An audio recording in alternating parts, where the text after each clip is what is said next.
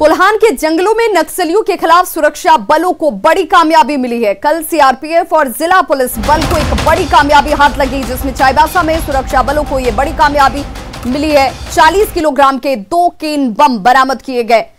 दोनों ही बमों को नक्सलियों ने कोइलकेरा चाईबासा के गीत लीपी के पास बने एक सड़क के नीचे लगाया हुआ था, लेकिन समय रहते जानकारी मिलने के बाद सीआरपीएफ ने बम निरोधक दस्ते की मदद से इसे डिफ्यूज कर नक्सलियों के मंसूबे पर पानी फेर दिया। बम का धमाका इतना जबरदस्त था कि आसपास के इलाके दहल उठे। आपको बता दें कि नक्सलियों के खिलाफ लगातार 4 दिनों से पश्चिम सिंहभूम पुलिस, सीआरपीएफ और जगुआर के जवान अभियान चला रहे हैं।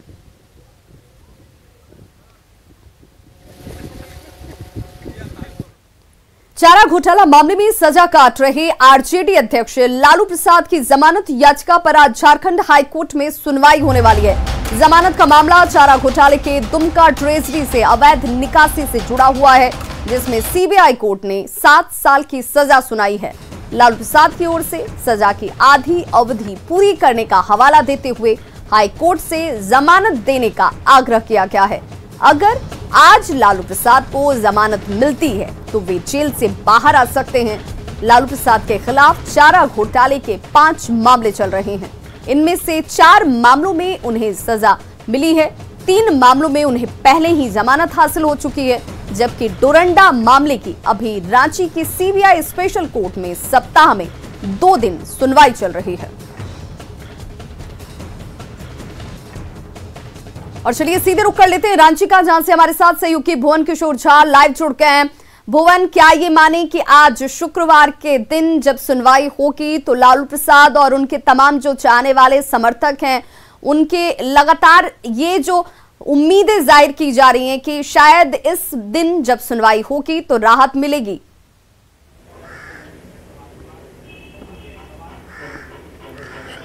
बिल्कुल विभा, आज अहम दिन है लालू प्रसाद एवं राजद के समर्थकों के लिए। खास करके लालू प्रसाद की जमानत याचिका पर आज झारखंड हाईकोर्ट में सुनवाई होनी है।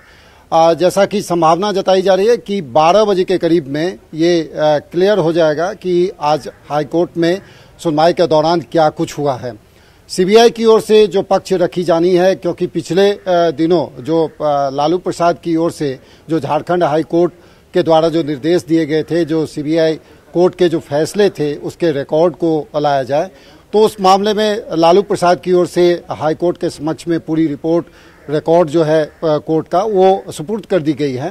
इसके बाद अब आज झारखंड हाईकोर्ट में सुनवाई होनी है। अपरेश कुमार सिंह की अदालत में ये सुनवाई होगी। इसमें सीबीआई की ओर से भी पक्ष रखा जाएगा, क्योंकि सीबीआई ने पिछले दिनों जो सुनवाई के दौरान समय की मांग की थी तो कोर्ट ने उसे समय मुहैया कराया था। तो आज इस मामले में सुनवाई होनी है और ये संभावना जताई जा रही है कि 12 बजे तक इस मामले में कुछ फैसला आए या सुनवाई के दौरान हाईकोर्ट कुछ डायरेक्शन दे। लेकिन जो मामले चल रहे हैं चारा घोटाला केस में, उसमें दुमका ट्रेजरी से ये जुड़ा हुआ मामला है और इस मामले में लगातार लालू प्रसाद की ओर से जो पक्ष रखी जा रही है कोर्ट के समक्ष में, और ये कही जा रही है कि उन्होंने हाफ सेंटेंस यानी कि आधी सजा का जो समय है वो पूरा कर लिया है। और इसको देखते हुए लालू प्रसाद ने जमानत की मांग की है, कोर्ट से अपील की है। अब इस मामले में यदि लालू प्रसाद को जमानत यदि हाईकोर्ट से मिल जाता है तो उसके बाद लालू प्रसाद जेल से बाहर निकल सकते हैं। बिल्कुल, तो इसे उम्मीदों का शुक्रवार कहना गलत नहीं होगा। बहुत बहुत शुक्रिया भुवन इस तमाम जानकारी के लिए। और 12 बजे का वक्त है जब इस बाबत राहत क्या लालू प्रसाद को मिलती है, क्या उनके समर्थक जिस आस के साथ इस पूरे सुनवाई को देखने के लिए इंतजार कर रहे हैं, क्या आज लालू प्रसाद को वो राहत मिलने वाली है, देखना बेहद महत्वपूर्ण। राजधानी रांची के कुछ ऐसे मोहल्ले हैं जो पुलिस की सीमा से परे हैं।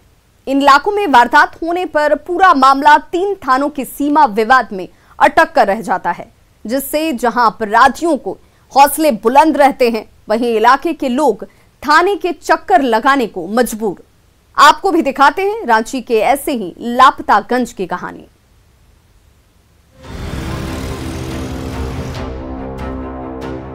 राजधानी रांची में लापतागंज सुनने में अजीब लगा होगा, लेकिन ये सच है। दरअसल रांची में वार्ड नंबर 53 में बसा है बसारगढ़ और हिलव्यू कॉलोनी। यहाँ सैकड़ों घर हैं, नागरिक सुविधाएं हैं, लेकिन यह इलाका पुलिस की सीमा में लापता है। अगर यहाँ कोई वारदात होती है तो फिर 3 थानों जगन्नाथपुर, तुपुदाना और खरसीदाग ओपी के परिसीमन के विवाद में पूरा मामला फंस जाता है। आम आदमी तो थाने की चौखट से ही लौट आता है, लेकिन जो रसूखदार हैं वो वरीय अधिकारियों तक पैरवी करते हैं, जिसके बाद मामला दर्ज हो पाता है। सुनिए आप बीती खुद रिवरव्यू कॉलोनी के निवासी की जुबानी। हाँ, हमारे ऊपर भी जानलेवा हमला किया गया, गोली चलाया गया। हमारे ऊपर एक सुरेश सिंह है, उनके ऊपर भी किया गया था और हमने इस संबंध में किया जानकारी पेट्रोलिंग को दी, पीसीआर को। तो उसके बाद यहाँ पर आने के बाद सभी अपना अपना हाथ उठाकर चले गए। फिर एसएसपी साहब को कॉल किए, उसके बाद सारे थाने यहाँ पर आए, एसपी साहब आए, टाइम दिए यहाँ पर, लेकिन अभी तक ये विवाद सुलझा नहीं है। हम लोग को ये पता नहीं चलता है कि हम तुपुदाना जाएँ, जगन्नाथपुर जाएँ, खरसीदाग जाएँ, और उसका फायदा ये असामाजिक तत्व लोग उठा रहा है। वारदात के बाद मामला दर्ज करने में हो रही देरी का खामियाजा आम आदमी भुगतता है, तो वहीं अपराधी बेखौफ रहते हैं, क्योंकि जब तक मामला दर्ज होता है तब तक सारे सबूत नष्ट हो चुके होते हैं। ऐसे में लोगों की परेशानी कम होने का नाम नहीं ले रही। सिदाग नहीं गए सर, क्योंकि अब जगन्नाथपुर वाले आए, यहाँ देखे, फिर तुपुदाना, फिर वहाँ भी जाते तो वही होता, इसलिए हम लोग नहीं गए। क्योंकि सर यहाँ फायरिंग वाला कांड हो चुका था, तो उसमें भी 3-4 थाना के पुलिस लोग मतलब वैसा झड़प हो चुका है, तो फिर हम लोग सोचे कि कुछ तो होने से रहा, चलो। बसारगढ़ और हिलव्यू कॉलोनी के लोगों की परेशानी के बारे में जब सिटी एसपी को जानकारी दी गई, तो उन्होंने लोगों की परेशानी को जल्द दूर करने का भरोसा दिलाया। कुछ एरियाज जो मैं स्वयं भी देख के आया हूँ, वहाँ पे मैंने इंस्ट्रक्ट किया हुआ है कि आप तुपुदाना ओपी चले जाइए, और इसमें देखिए लोग को जहाँ कन्वीनियंस हो, जितना भी लोगों को जहाँ भी नज़दीक पड़े, लोग वहाँ जाएं, उसमें कोई भी समस्या नहीं होगी। अगर और हमने इसमें सभी थाना प्रभारी को निर्देशित किया हुआ है कि अगर कोई भी आपके यहाँ आता है तो आप उसको प्रॉपर्ली इंटरटेन कीजिए। कहीं भी कोई समस्या हो तो आप हमें बताएं, हम लोग उसका निराकरण करेंगे, और मुझे उम्मीद है कि जल्दी हम लोग इसका निराकरण करेंगे, जिससे कि लोगों को जो समस्या है उसका और ज़्यादा दिन तक सामना न करना पड़े। बसारगढ़ और हिलव्यू के लोग कब तक लापता रहेंगे कोई नहीं जानता। लोगों की परेशानी पर पुलिस कब जागेगी ये भी नहीं पता। वही जनप्रतिनिधियों की नजरें कब इनायत होगी कोई नहीं जानता। आश्वासन तो कई मिलते हैं, लेकिन उन पर अमल कब तक और किस तरह हो पाता है, इस पर बसारगढ़ और हिलव्यू कॉलोनी के लोगों की नजरें टिकी हुई है। रांची से न्यूज़ 18 के लिए ओम प्रकाश की रिपोर्ट। दुमका को उपराजधानी का दर्जा प्राप्त है। यहां झारखंड के जिलों से ही नहीं बल्कि पश्चिम बंगाल और बिहार के विभिन्न शहरों से भी बसें आती हैं। खासकर कोलकाता और रांची से आने वाली बसों में यात्रियों से ज्यादा सामान की ढुलाई हो रही है। देखिए आपके सामने वो तस्वीरें हैं जहां पर सामान से लदा हुआ पूरा बस आपको नजर आएगा। और दुमका बस स्टैंड का जायजा लिया हमारे सहयोगी पंचम झा ने। दुमका को उपराजधानी का दर्जा प्राप्त है। झारखंड के साथ साथ पश्चिम बंगाल और बिहार के कई शहरों से बसें यहां आती है, लेकिन बस मालिक यात्री की सुरक्षा का कितना ख्याल रखते हैं, हम आपको उसका नज़ारा दिखा रहे हैं। यह दुमका का बस पड़ाव है, जहां कोलकाता और रांची से आने वाली बसें देर रात आकर रुकती है। आप देख सकते हैं बस के ऊपर कैसे माल की ढुलाई होती है। कोलकाता से आई हुई बस का यह नज़ारा है, जिसके ऊपर से सामान को उतारा जा रहा है। बस देर रात यहाँ पहुँची है, यात्री अपने अपने घर चले गए हैं, लेकिन दिन के उजाले में सामान उतारा जा रहा है और यह काम बरसों से बदस्तूर जारी है। इसे रोकने वाला कोई नहीं। बस को देखकर तो यही कहा जा सकता है कि यह यात्री के लिए कम, सामान ढुलाई के लिए ज़्यादा प्रयोग में लाया जाता है। पंचम कुमार झा, न्यूज़ 18 दुमका। आमतौर पर यात्री बस को यात्रियों के आवागमन के लिए निर्धारित रूट पर परिचालन का परमिट होता है या फिर अनुमति से लेकर प्रदान की जाती है, लेकिन देवघर में यात्री बस संचालकों की ओर से नियमों का उल्लंघन कर माल की ढुलाई भी की जा रही है। देवघर के निजी बस स्टैंड से जानकारी दे रहे हैं संवाददाता ऋतुराज सिन्हा। देवघर में बिहार, झारखंड और बंगाल से आने के लिए सबसे बेहतर सुविधा बस होती है। हम आपको दिखाना, इस वक्त मैं देवघर के निजी बस स्टैंड में हूँ। मैं आपको दिखाना चाहूँगा कि किस प्रकार से बिहार और झारखंड या बंगाल से जो भी वाहन आते हैं उसके ऊपर कितने मालवाहक के जो सामान है वो रखते। आमतौर पर यात्री बस को यात्रियों के आवागमन के लिए निर्धारित रूट पर परिचालन का परमिट होता है, यह अनुमति प्रदान की जाती है। लेकिन देवघर में यात्री बसों द्वारा नियमों का उल्लंघन कर माल की ढुलाई भी की जा रही है। देवघर के सीमावर्ती जिला होने के कारण यहाँ से यात्री बसों के जरिए बिहार और बंगाल तक माल की ढुलाई की जाती है। इससे सरकार को राजस्व का नुकसान तो होता ही है, यात्री सुविधा की भी अनदेखी हो रही है। ऋतुराज सिन्हा, न्यूज़ 18 देवघर।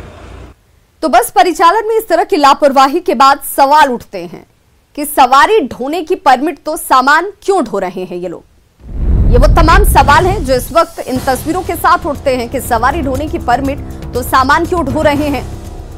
नियम तोड़ने वाले बस संचालकों पर लगाम कब लगेगी। किसी हादसे का इंतजार क्या परिवहन विभाग कर रहा है। जेपीएससी की कार्यशैली पर राज्यपाल द्रौपदी मुर्मू ने नाराजगी जाहिर की है। मामला विश्वविद्यालय शिक्षकों के प्रमोशंस में हो रहे विलंब को लेकर है और आयोग के कामकाज से नाराज राज्यपाल ने अध्यक्ष और सदस्यों को राजभवन में बुलाकर आयोग की कार्यशैली और छवि दोनों को सुधारने को कहा है। क्या है ये पूरा मामला और क्यों लगी जेपीएससी को राज्यपाल की फटकार, बता रहे हैं रांची संवाददाता भुवन किशोर झा। विश्वविद्यालय शिक्षकों के प्रमोशन में आ रही गड़बड़ी की शिकायतों के साथ लेट लतीफी पर राज्यपाल द्रौपदी मुर्मू ने कड़ी आपत्ति जताई है। राज्यपाल ने आयोग के अध्यक्ष और सदस्यों को तलब करते हुए साफ तौर पर यह कहा है कि इसमें विलंब नहीं किया जाए और विश्वविद्यालय शिक्षकों के जो प्रमोशन लंबित हैं उसे जल्द से जल्द पूरा किया जाए। शिकायतें तब सामने आई जब आयोग के 2 सदस्यों ने खुद इस इंटरव्यू में यानी कि रीडर से प्रोफेसर बनने की चाहत में इसमें शामिल हो गए। शिकायतें इतनी आगे बढ़ती चली गई कि राज्यपाल के द्वारा महाधिवक्ता से राय लेनी पड़ी और उसके बाद जो कुछ भी हुआ वो आयोग के लिए एक बार फिर दागदार साबित हो रहा है। राज्यपाल ने स्पष्ट रूप से ये कहा है कि सदस्य इसमें यदि शामिल होते हैं तो यो किस तरह का ये नियम संगत होगा, इस पर आपको खुद चिंता करनी चाहिए। बहरहाल राज्यपाल के डायरेक्शन के बाद एक बार फिर जेपीएससी सुर्खियों में है और कहीं न कहीं विश्वविद्यालय शिक्षकों के प्रमोशन में आ रही विलंब पर अब बादल छटने वाली है और जल्द इसे पूरा करे जाने की संभावना दिख रही है।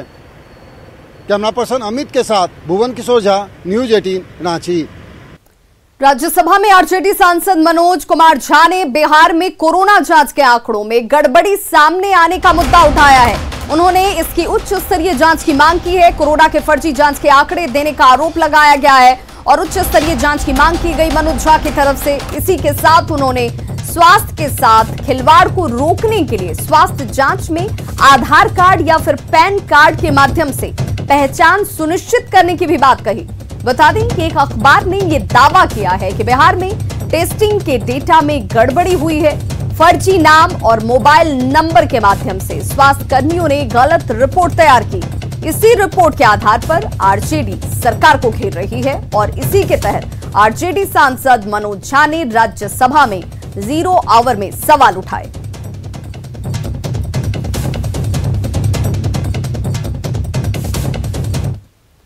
और सभापति वेंकैया नायडू ने इसे गंभीर और जांच का विषय बताया और केंद्रीय स्वास्थ्य मंत्री डॉक्टर हर्षवर्धन से इस पूरे मामले को देखकर स्थिति को स्पष्ट करने को कहा है। विषय महत्वपूर्ण है हर्षवर्धन जी, है तो देख लीजिए आज कल और आज सीरीज में वो आ रहे डिटेल सही है नहीं है थोड़ा इंक्वायरी में ही मालूम पड़ेगा, मगर ये विषय जांच करने का विषय है। माननीय सभापति महोदय, 2 दिनों से एक प्रमुख अंग्रेजी दैनिक में बिहार में कोविड टेस्टिंग के फजिंग और मैनिपुलेशन का आंकड़ों के साथ खिलवाड़ की कहानियां आ रही हैं। सर कमाल हो रहा है कि 7 दिन में ही प्रतिदिन का जो 10,000 का आंकड़ा था 7वें दिन 1 लाख हो जाता है, उसके 14 दिन के बाद वो 2 लाख पार कर जाता है। और अब जब सारी चीजें सामने आ रही हैं जिस पर शंका पहले भी व्यक्त की जा रही थी वो ये है कि कई तो ब्लैंक कॉलम है, कॉन्ट्रैक्ट ट्रेसिंग आप कर नहीं सकते हैं कि 10 शून्य वाला भी एक मोबाइल नंबर है, नाम और मोबाइल नंबर का कहीं मैच नहीं है। मैं आपके माध्यम से और सदन के माध्यम से ये मांग करता हूं कि न सिर्फ एक उच्च स्तरीय जांच हो, त्वरित हो, चूंकि उस सदन में माननीय स्वास्थ्य मंत्री भी बैठे हुए हैं। एक और विषय रखना चाहूंगा कि आगे से हर जांच में कम से कम आधार कार्ड, पैन कार्ड या उस तरह के वैलिड डॉक्यूमेंट हो, ताकि स्वास्थ्य के साथ ये खिलवाड़ ना हो सके। यही मेरी सबमिशन। और सहयोगी अमितेश हमारे साथ इस वक्त ज्यादा जानकारी के साथ फोन लाइन पर जुड़ गया। अमितेश, अगर ये आरोप भी है तो आरोप बेहद गंभीर है और इसीलिए शायद संज्ञान लेते हुए वेंकैया नायडू ने भी कहा कि इस पर जांच और स्पष्टीकरण सामने आनी जरूरी है। जी हाँ, बिल्कुल। आरजेडी सांसद मनोज झा की तरफ से राज्यसभा के भीतर 0 आवर में इस मुद्दे को उठाया गया है और उन्होंने ये कहा है, एक अखबार के हवाले से उन्होंने जो बात कही है, जो उसमें रिपोर्ट छपी थी उसके हवाले से उन्होंने बात सदन के भीतर रखी है और 0 आवर में उन्होंने सबका ध्यान आकृष्ट कराया और उन्होंने कहा कि जिस तरह से जो खबरें आ रही हैं बिहार में कोरोना को लेकर जो टेस्टिंग की जो बात है उसमें गड़बड़ी की जो बात कही गई है, उस रिपोर्ट में दावा किया गया है, ये काफी गंभीर विषय है। इसलिए 0 आवर में इस मुद्दे को मनोज झा ने उठाया और वेंकैया नायडू की तरफ से भी कहा गया स्वास्थ्य मंत्री हर्षवर्धन जी को इस मामले को देखा जाए। तो निश्चित रूप से ये आरजेडी की तरफ से एक बड़ा आरोप है। आरजेडी ने इस मुद्दे को सदन के भीतर भी आज उठाया है, उच्च सदन में, और इस मुद्दे पर आगे भी निश्चित रूप से राजनीति गरमाएगी बिहार में, क्योंकि पहले से भी आरजेडी कोरोना काल में भी लगातार कई तरह के आरोप लगाती रही है कि ठीक तरह से बिहार में मेडिकल फैसिलिटी नहीं है, स्वास्थ्य विभाग पर सवाल खड़ा करती रही है कि ठीक से कोरोना की जांच नहीं हो रही है। और जब एक अखबार का दावा है, उस दावे को के आधार पर मनोज झा ने जब सदन के भीतर इस मसले को उठाया तो निश्चित रूप से आगे भी इस पर राजनीति भी होगी आने वाले दिनों में। चलिए, बहुत बहुत शुक्रिया अमितेश इस तमाम जानकारी के लिए। तो खबरों का सिलसिला लगातार जारी, आप देखते रहिए न्यूज़ 18 बिहार झारखंड।